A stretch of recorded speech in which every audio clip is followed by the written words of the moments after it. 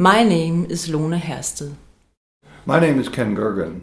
We've chosen for the name of the book, Relational Leading, Practices for Dialogically Based Collaboration.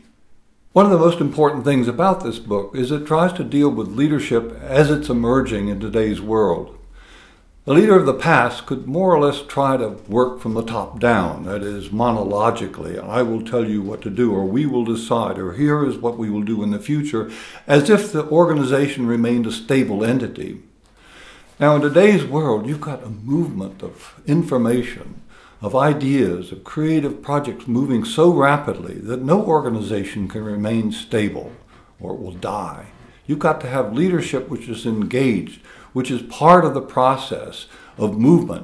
And this book is actually built upon small scenarios where leaders are talking together or talking together with the employees. What do we mean when we talk about relationships? We can talk about that abstractly, but it's those concrete actions that really count. And what I really like about this book is that it gets down into that level of the very actions, the movements, the sounds. And it's not only a question about how we speak or how we listen. It's more a question about how we relate to each other. How do we respond to each other? How do we engage in the situation? And this is exactly what this book is about.